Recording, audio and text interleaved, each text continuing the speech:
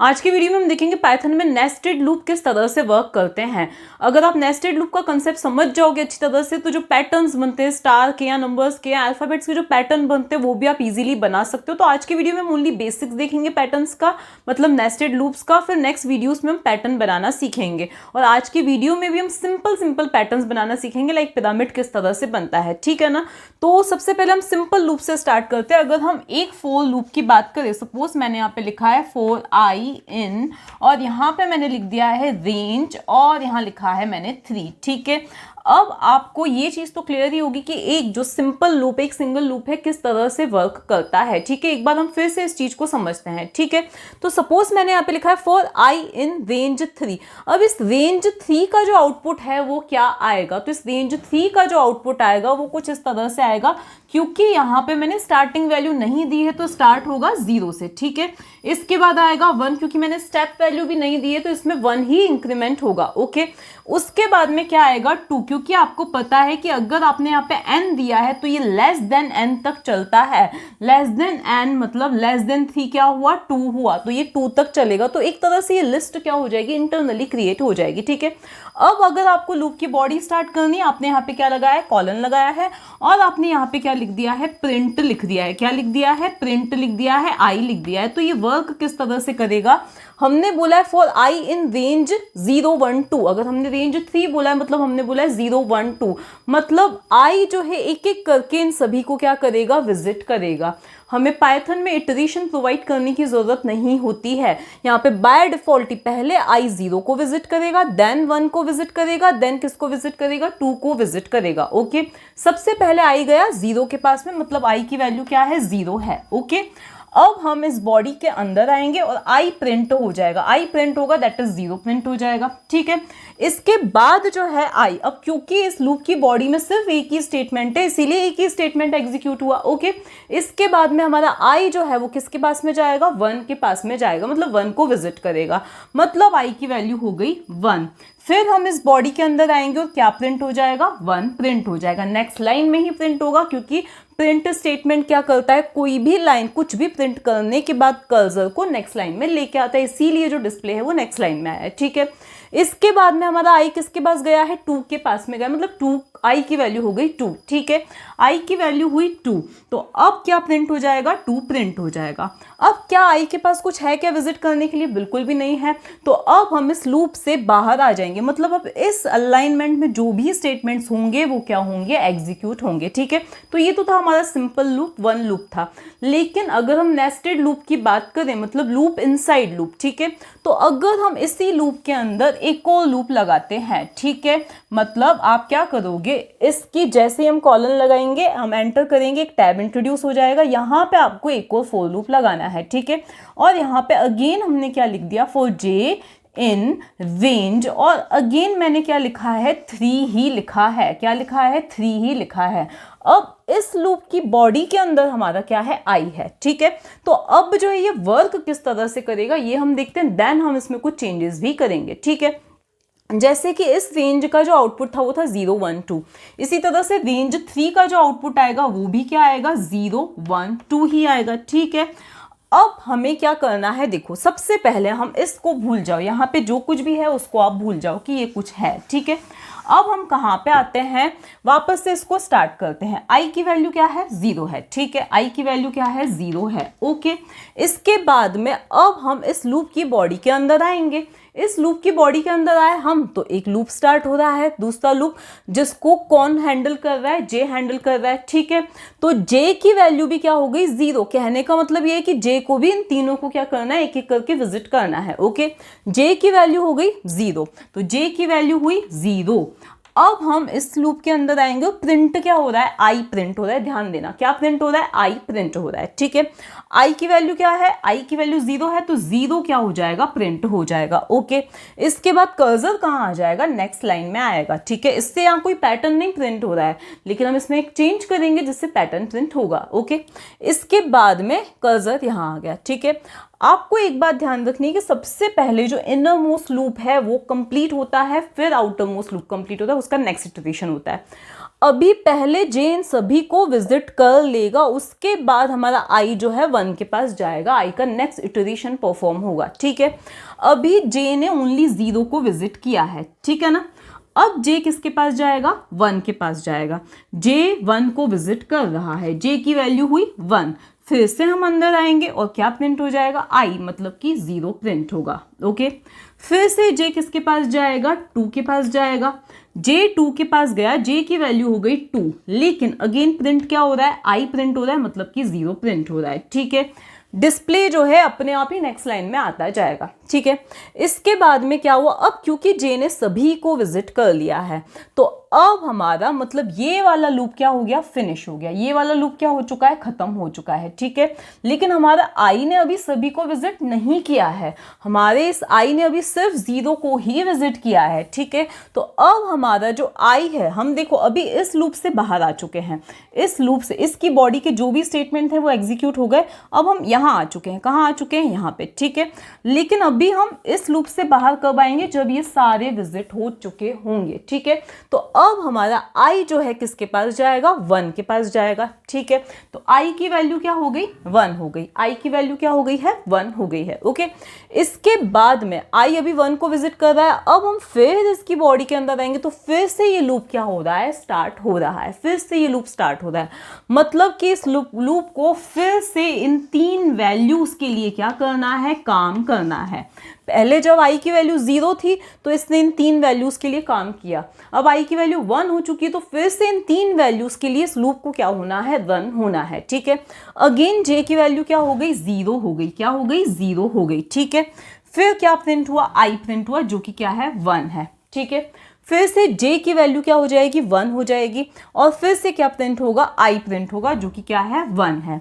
फिर जे की वैल्यू क्या हो जाएगी, 2 हो जाएगी, ठीक है। जे की वैल्यू पहले 0 हो गई थी, 0 को विजिट कर लिया, 1 को विजिट कर लिया, अब जे की वैल्यू हो गई 2, ठीक है। जे की वैल्यू क्या हो गई, अब 2 हो गई। फिर से हम यहाँ आएंगे और क्या प्रिंट हो जाएगा, आई की जो भी वैल्यू है वो प्रिंट हो जाएगी, ठीक है। अब इस लूप, इसके पास, जे के पास कोई और है नहीं विजिट करने के लिए, इसका मतलब हम इस लूप से बाहर यहाँ पे आ जाएंगे। लेकिन अभी आई को किसको और विजिट करना है, आई अब 1 को भी विजिट कर चुका है, लेकिन आई को अभी 2 के पास जाना है, ठीक है। तो आई गया 2 के पास। अगेन हम इसकी बॉडी के अंदर आएंगे और फिर से ये लूप स्टार्ट होगा अगेन इन तीनों वैल्यूज के लिए। तीनों के लिए क्यों, क्योंकि हमने रेंज 3 लिखा है, ठीक है। अगेन जे की वैल्यू क्या हुई, 0 हुई, ठीक है। फिर से आई प्रिंट हुआ, मतलब 2 प्रिंट हुआ। फिर आई जे की वैल्यू हुई 1, फिर से 2 प्रिंट हुआ, देन अगेन 2 प्रिंट हुआ, ठीक है। इस तरह से हमने देखा एक नेस्टेड लूप वर्क किस तरह से करता है। लेकिन हम कोई पैटर्न अगर चाहते हैं तो हमें थोड़ा प्रिंट का ध्यान देना होगा, ठीक है। अभी हम एक चेंज करते हैं, हमारा जो डिस्प्ले है वो ईच टाइम क्या आ रहा है, नेक्स्ट लाइन में आ रहा है। लेकिन आउटपुट हम कुछ ऐसा नहीं चाहते, हम आउटपुट कुछ ऐसा चाहते हैं, ठीक है। इसमें हम बाद में चेंजेस करेंगे। अब हम आउटपुट देख के डिसाइड करेंगे कि हमें लूप जो है वो किस तरह से चलाना है, ठीक है। अब हम यहाँ पर अगर देखें तो हमारी नंबर ऑफ रोज कितनी है, 3 है। तो रोज को कंट्रोल करता है हमारा जो आउटर लूप है। ये वाला जो लूप है वो रोज का कंट्रोलर है, और ये वाला जो लूप है वो क्या है, कॉलम्स का कंट्रोलर है। ये कॉलम्स को कंट्रोल करता है। अब हम चाहते क्या हैं कि हमारा जो डिस्प्ले नेक्स्ट लाइन में कब आना चाहिए, जब हमारी एक रो की सारी जो भी वैल्यूज है, कॉलम्स जो भी है, एक रो की वो प्रिंट हो जाए, फिर हमें नेक्स्ट लाइन में आना चाहिए, ठीक है। पहला एम तो हमारा ये है। तो इसका मतलब ये है कि जब हमारी कोई जे जो है उसने पहले 0 के लिए वर्क किया, देन 1 के लिए वर्क किया, देन 2 के लिए वर्क किया, तो उस केस में हमारा जो डिस्प्ले है नेक्स्ट लाइन में नहीं आना चाहिए। अब हम चाहते हैं कि डिस्प्ले नेक्स्ट लाइन में ना आए, तो उस केस में हमें कुछ ऐसा लिखना पड़ेगा, एंड इज इक्वल्स टू यहाँ पे सिंपली स्पेस, ऐसा कुछ लिखना पड़ेगा। मतलब प्रिंट की बाय डिफॉल्ट सेटिंग होती है and is equals to new line character, मतलब कुछ प्रिंट करने के बाद न्यू लाइन कैरेक्टर इंट्रोड्यूस करना है एंड में। लेकिन यहाँ हमने उसको ओवरराइट करके ये बोला कि एंड में न्यू लाइन कैरेक्टर नहीं आना चाहिए, एक स्पेस आ जाना चाहिए। मतलब कुछ प्रिंट करने के बाद एक स्पेस आ जाना चाहिए, हमने ऐसा उसको बोला करने के लिए, ठीक है। लेकिन एक रो पूरी प्रिंट होने के बाद जब ये जे पूरा तीनों बार चल गया, उसके बाद तो न्यू लाइन आनी चाहिए। तो मतलब जब हम इस लूप से बाहर आए तो हमें क्या चाहिए, लिए एक न्यू लाइन चाहिए तो हम सिंपली प्रिंट लिख देंगे। तो ये कुछ प्रिंट तो नहीं करेगा, लेकिन वो डिस्प्ले को नेक्स्ट लाइन में ले आएगा। क्यों ले आएगा? क्योंकि प्रिंट की डिफॉल्ट सेटिंग होती है कि कुछ भी प्रिंट करने के बाद end is equals to new line, ये इसकी क्या होती है? डिफॉल्ट सेटिंग होती है। ठीक है, तो अब ये रन किस तरह से होगा? लेकिन देखो, अगर हम यहाँ पे रेंज 3 लिख रहे हैं तो ये वाला जो हमारा लूप है, अगर हमने रेंज 3 लिखा है तो चलेगा तो 3 बार, मतलब रोज तो हमें 3 मिलेंगी, लेकिन हमें जो पहली जो वैल्यू है वो 0 से होके मिल रही है, 0 से स्टार्ट होके मिल रही है। ठीक है ना? तो हम उसकी जगह अगर हम कुछ इसको 1 से चलाएं, ठीक है, लेकिन अगर हम 1,3 लिखते हैं तो ये कितनी बार चलेगा?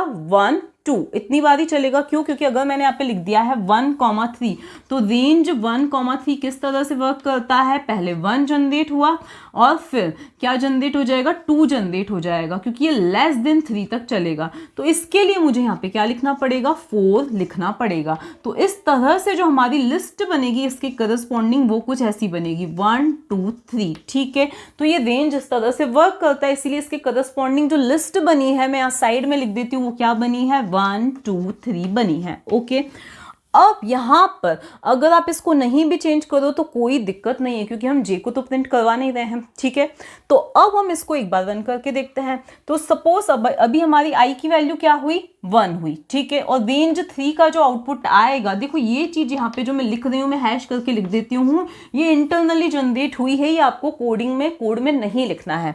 इसके करस्पॉन्डिंग जो लिस्ट जनरेट होगी वो कुछ ऐसी होगी 0 1 2, क्योंकि हमारा एम क्या है? 3 बार चलाना है, हम कैसे भी लिख सकते हैं। ठीक है ना? अब हम यहाँ पर आते हैं, सबसे पहले आई की वैल्यू क्या है? 1 है।